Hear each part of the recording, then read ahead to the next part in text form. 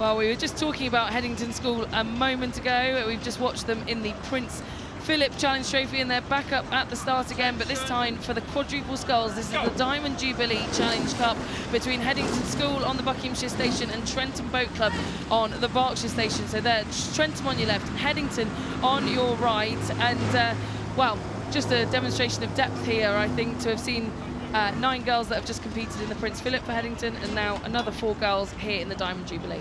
Yes, and importantly, Headington, this crew won't know what happened to their sort of compatriots further down the course, and that's probably a good thing at this point. They don't want to know what other races have gone ahead of them and what their sort of teammates have done. And for this, otherwise it'd be a nice grudge match right now. But they've set up, quads are always great at the start, used to always panic me. There's a lot of blades flying around at high speed. But they've both negotiated that first bit out of the island when, especially it's a little bit gusty today, you don't quite know what that wind's going to catch you when you come out of the island.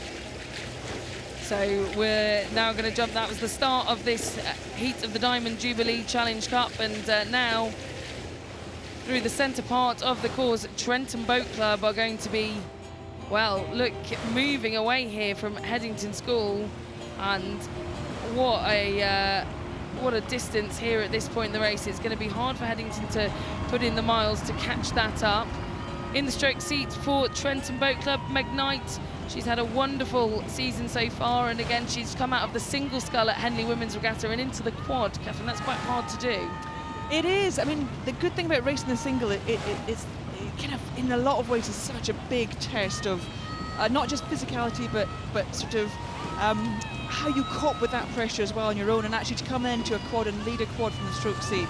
It's a lovely move, because suddenly you've got 3 brilliant people behind you to help you down that course. But you've gained that confidence in the single, and now this is the position we all want to be in, isn't it? You're sitting there, you've managed to drop the rate a little bit, it's feeling comfortable, you've got the rhythm you need, the length you need, and now you're just going to hold that gap. You just need to hold the opposition at that sort of arm's length distance. Yeah, and look here, Headington School, just a small peek over the shoulder there for Mia Walsh in the bow seat, and she's just measuring herself, I think, against those booms and poles. She's not choosing to look over the other shoulder, which is where Trentham are sitting, so she won't be able to see just how much they've got to make up here. No, and in the bow seat you can, I mean, you know, if you've spent any time in the bow seat, you can start judging that. You can feel by the puddles, you can hear the noise of the crew ahead. You know when there's a gap that's going to be a decent amount to make up. And obviously these are the coxless boats, so again, it's for one of those members of the crew to take the calls on, to keep the kind of spirit up. And when you are down like that, it is really hard in a sort of one-on-one race to keep your crew really motivated and firing and fighting when it feels like the race is just slipping away almost every stroke. Yeah, and look, a lovely rhythm here in the Trentham Boat Club crew. The crew that train just by Stoke-on-Trent, Trentham Boat Club there. You can see it written across the back of their lycras. This crew of Isabel Punchard, you can see her back to us there. And she qualified for Women's Henley in the last couple of years. They've been really proud to be racing in that event that takes place just ahead of this regatta here on the same stretch of water. Shannon Wheelahan in the 2 seat, Frankie Butters in the 3 seat, and Meg Knight in the stroke seat. That's the quartet from Trentham. And they're just really sitting nicely on top of the water. They've got some lovely conditions here, and I think they'll really be enjoying this, Catherine. Yeah, they will, and they'll also, you know, although they're very much focused on this race without a doubt, they naturally will have one eye on tomorrow. And so to some extent at this point, when you have got a lead, you're reasonably comfortable.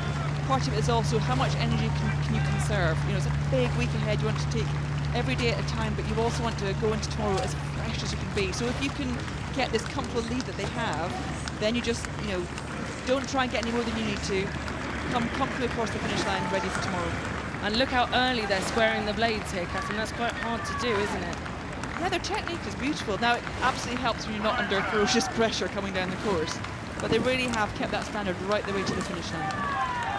And they're going to show off in front of the crowds here, in front of the stewards' enclosure. This is the Thursday of Henley Royal Regatta, and they are up and ahead of Headington School. Trentham Boat Club will row through the line with little to worry them here in this Diamond Jubilee Challenge Cup. Headington will follow, but it will be progression here for Trentham Boat Club.